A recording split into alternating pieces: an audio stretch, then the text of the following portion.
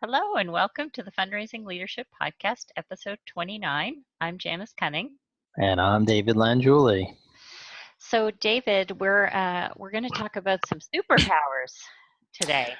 Sure, the three superpowers that make leaders extraordinary. Extraordinary. Extraordinary. Well, there's a lot of qualities that make leaders extraordinary, and these are just three of them. They're, we call them superpowers. Yeah. And they are listening, curiosity, and intuition. Yeah. So let's start with listening. Sure. Well, you go first. I'll listen. Something that we notice is that many people who work in the nonprofit sector, like it is usually listening is a baseline skill that people are good at, whether you're meeting with donors or interacting with volunteers or, whatever kind of role you have, that usually you're quite good at listening at what we would consider to be level 2. So let's kind of break down. There's 3 levels that we want to talk about. So level 1 is a place that we spend, much of our time as humans, like kind of listening to our own inner chatter. Right. And level 2 listening is what fundraisers are very good at, which is listening to the other person. Yeah. And then level 3 is really building on that and taking everything, like being able to hear your own voice, hear what the other person is saying, like notice the pace of the conversation, what's not being said, and also like pulling in what's happening in your environment. Yeah, and also beyond the environment, like what's the emotional field, for example.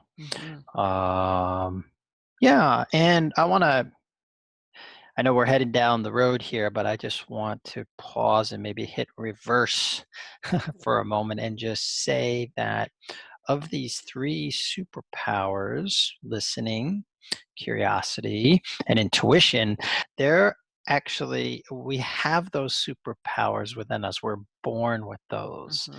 And so really what I wrote in the article and what we're talking about here is how can we as leaders heighten those powers or enhance those powers or become more aware of those powers. So when it comes to listening, yes, we know how to listen, and we're just distinguishing three different ways you might think about listening.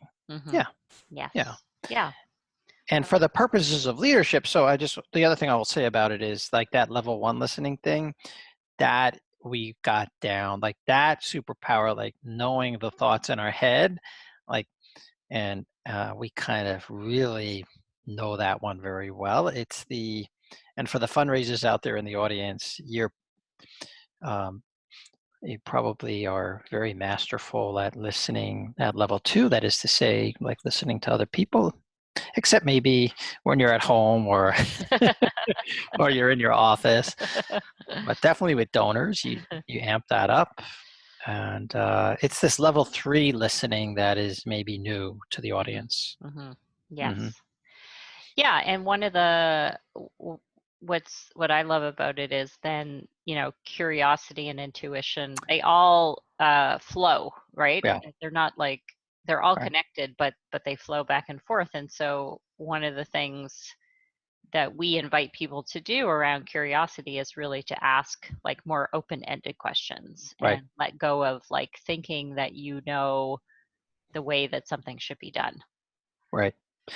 Yeah, I mentioned in the blog post, it's like that childlike quality that we lose touch with as we get older and move into the professional realm. I would encourage the audience, especially if you have children, you may notice that they're insanely curious about everything and everybody. And so my invitation is to get insane around your curiosity. Just be like a child. and just be curious about people. Yes. Yeah. Yeah. Nice. And then ask questions like from that state of curiosity, not from the state of judgment, but from the or like knowing. It's like from the state of not knowing. Mm-hmm. Yes. Don't ask leading questions. Ask open questions. Right. Yeah. Right. And again, I think there can be a heightening of that with donors, because sometimes there Mhm. is a sort of wanting to drive a conversation with a donor somewhere, and there's space for more curiosity, and Mhm. probably even more so back at the office, like with your colleagues, or if you're a leader with your direct reports, this sense of like kind of accepting that you don't know, and just being really curious and seeing like what kind of creative solutions Mhm. other people can come up with. Mm. What I like about these superpowers is that like listening has more of a doingness to it. Like we listen. It's like it's active, Mm-hmm. and curiosity has it's a way of being. Mm-hmm. So it has more of a what we talk about in like coactive coaching. It has more of the co. It's Mm-hmm. more like who you are. It's the way you show up. It's the impact you have by being curious. So Mm-hmm. whether you're frontline fundraiser or you're leading a team, the invitation is to, and it's something that is innate. We are all curious, but it's something that you can definitely deepen that way of being. Mm-hmm. Yeah. And you do have to slow down a little, Mm-hmm. like that's Mm-hmm. part of, I think that's part of why we're losing some sense of curiosity, is sort of this rushing. Yeah. And it's like you have to kind of open up space Mm-hmm. and see what's there to be curious. I'm kind of curious, like where do you think intuition lives? Does it live in the being of us? Does it live in the doing, or where do you think it is? I would say yes and to that. Like I Mm-hmm. think it, it, it lives in us innately, and again we have to kind of create the space to tap into it. And I think we can be intentional in Mm-hmm. terms of what we do in order to strengthen that. Like that's part of what we did in our coaching journey, right? Is to like really do exercises, and part of that is first of all knowing how does intuition show up for you, Mm-hmm. because we all have it, but we might have turned the volume down on it a little Mm-hmm. bit. Right? Mm-hmm. So for me, I've said this to you before, like for me it feels like words just like come from the sky and like appear in my Mm-hmm. head. Mm-hmm. But like a word will appear and I have a whole story that I understand exactly what that word means. Like that to me is intuition. And I Yeah, think for you it's different. it's different. It's and it can show up as a metaphor. Sometimes a metaphor will just pop into my head. Sometimes it will be a thought, just a thought that then I put words to. Hmm. It's even hard to express that because uh, we closely associate words and thought, but a thought is not a word, and a word Hmm. is not a thought, but a word is an expression of a thought. Hmm. Hmm. Yes.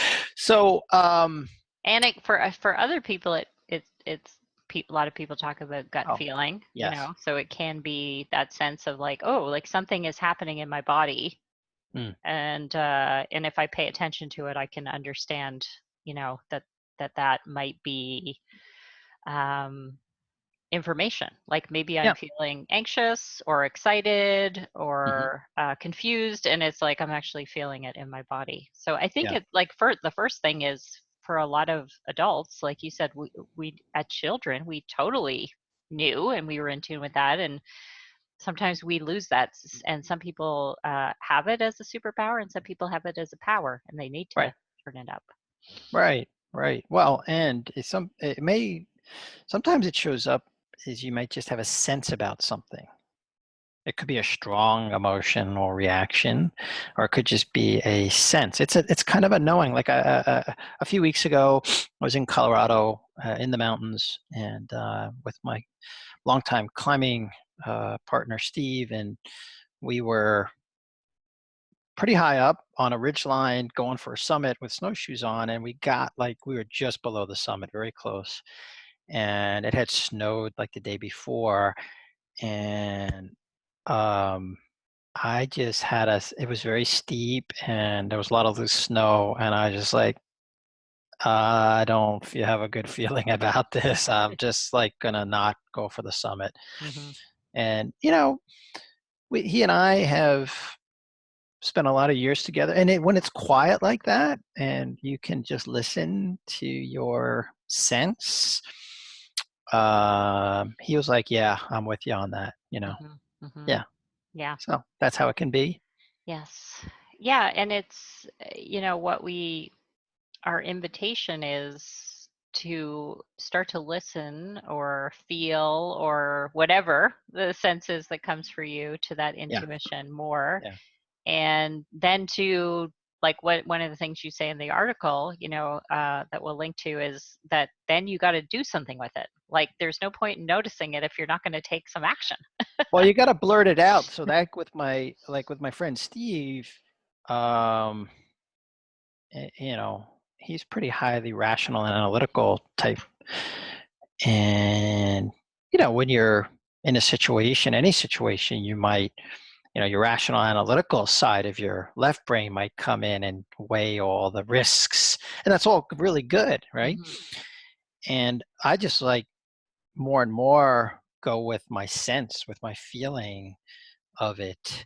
And I just blurted it out. I said, Steve, I don't have a good feeling about this. Not going for it. Hmm. Yes. So you got to blurt out the feeling or the sense or the image or the word or if it's a thought, that you put words to it and say, this is what I think about it.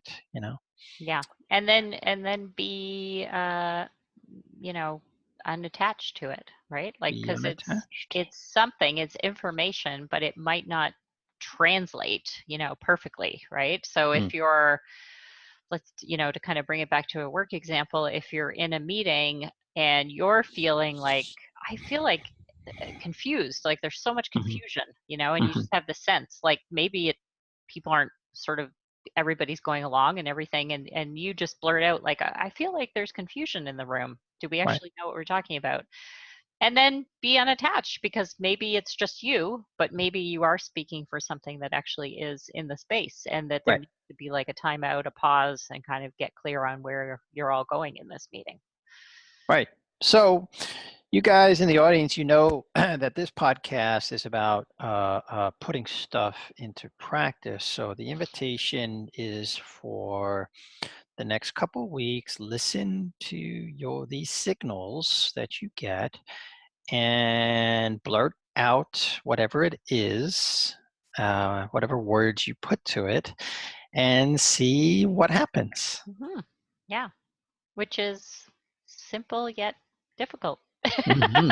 Because sometimes it feels vulnerable, It like if you're sitting is. in a situation and thinking like, oh, that's your level one, and you're in your head going like, oh, maybe I'm the only Right. one, maybe this is it, blah blah blah. So it's an act of, Yeah, vulnerability and bravery to do that. it is. And to use the others, get curious about your intuition.